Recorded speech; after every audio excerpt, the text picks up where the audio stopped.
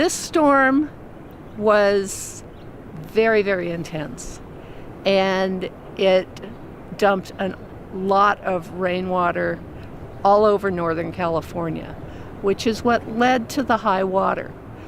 It meant that, and when we have a lot of rain like that, it's not that it rains, feet on us. It rains all over California, and all the tributaries and rivers, a lot of them dump into two rivers in particular. One of them is the Sacramento, and the other one is the American River. And those two come together at what is known as the confluence down by Sacramento downtown. And when both of them are running really high, it raises everybody's water levels up because the water can't move through the bay as quickly. So we usually have when we have a storm like that, we have the ground gets saturated by the rain, but it also gets saturated everywhere. And we have, after a storm like that, a 3-day, what I call storm surge, where everything gets washed down and you start seeing the big logs going down and stuff comes into the yard if we've got this much water. And so it's really hard for the water to go down after a flood event like this because we're just like about day 3. It's starting to go down now. But when it first, that Tuesday night, the rain was unbelievable. The wind was high. Apparently we had a tornado northeast of us. You didn't feel it? I didn't feel it, but I was holding on to my dog, trying to cross across the water here. He was having a fit and squirming. I lost control of my purse. My purse went in the water. I lost my cell phone, shorted out, of course. I've had to since get a new cell phone. But it was just, the weather was so intense that it was about 3:30, 4 o'clock in the afternoon, and it was just nuts.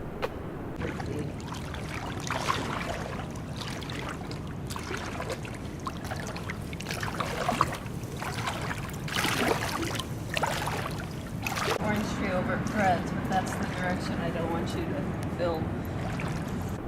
So it'll be another week before I can get out here and start cleaning things up a little bit, open up my garage and see, because it got higher than I thought it was going to, so I've got a mess in my garage. There's plants in there from the freeze and things floating around, and I peeked in there once and just shut the door because I didn't want to see how bad it really was. Do you have any wildlife in home? I have, in terms of birds and stuff, the only thing I've seen that was a little out of the usual was a blue heron. The other day I've seen a beaver swimming around, shoot him off. They're very destructive.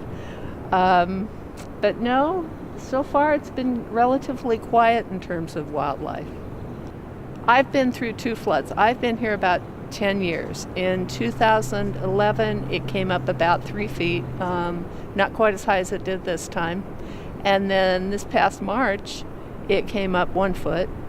And then, so we almost had a flood event we've had 2 flood events in 1 year, if you just look at the calendar days. But one was in 2016, the other's in 2017. But it moves things around, it displaces stuff, it dumps a lot of debris in odd places. We're going to be picking up wood from stacks of wood, mine, my landlord's, other people's that have floated in. You just get, the river doesn't care, it just kind of picks things up and then the wind moves it wherever it needs to go. So this firewood is not yours? Oh no.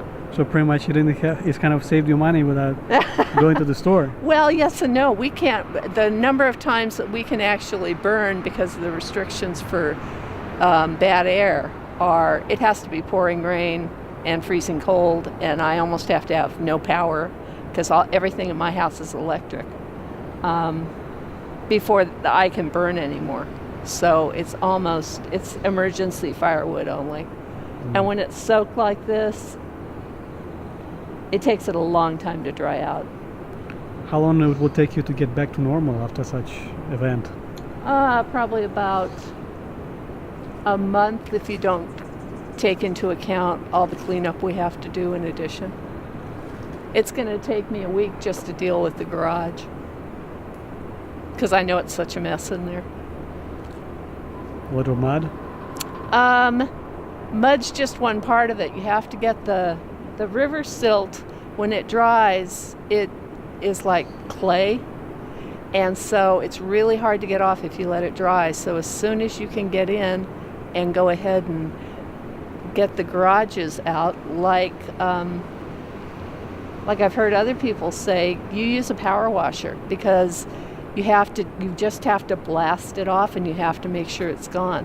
It's bad on cement. It's even worse on asphalt. It really sticks to asphalt. So if you have any kind of asphalt, you have to get it off the asphalt before you do anything else. The only thing I've noticed is flushing the toilet.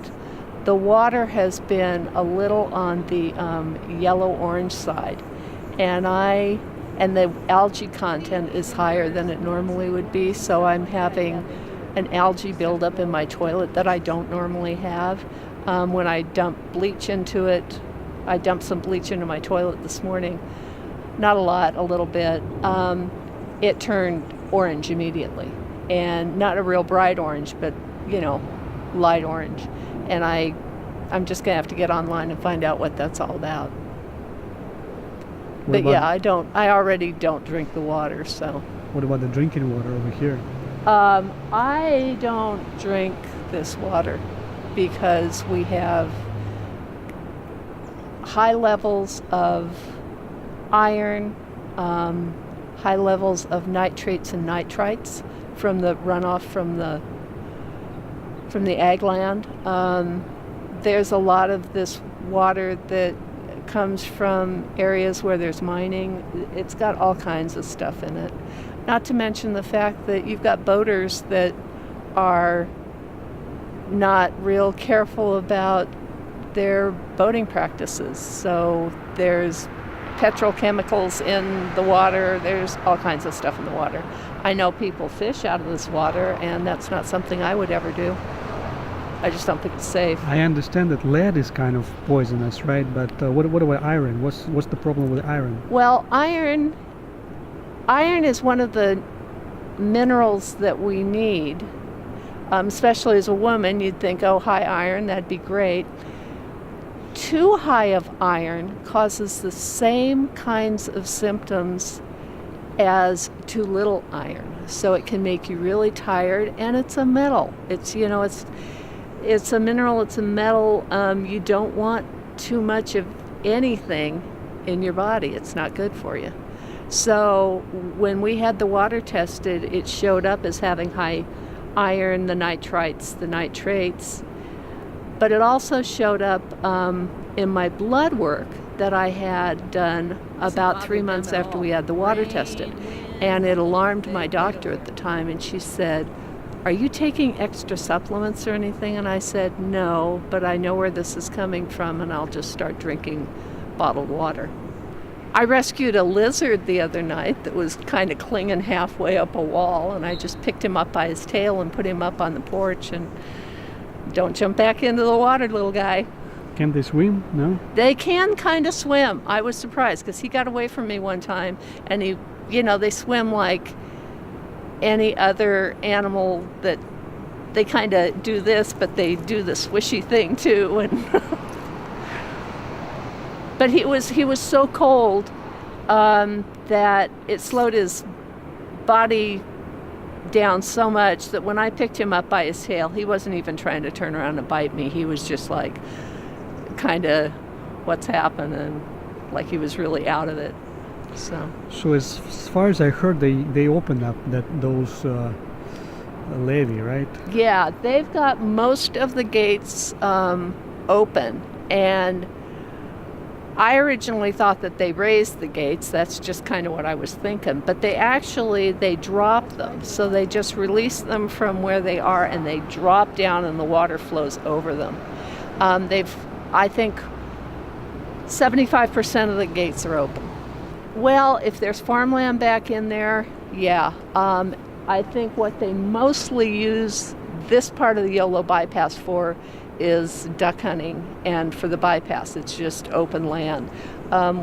It, as I think, and I'm not sure about that, it flows into areas that are like south of 80 as you come into Sacramento. That's also part of the Yolo bypass, and a lot of that's rice land. So it probably doesn't matter as much for rice.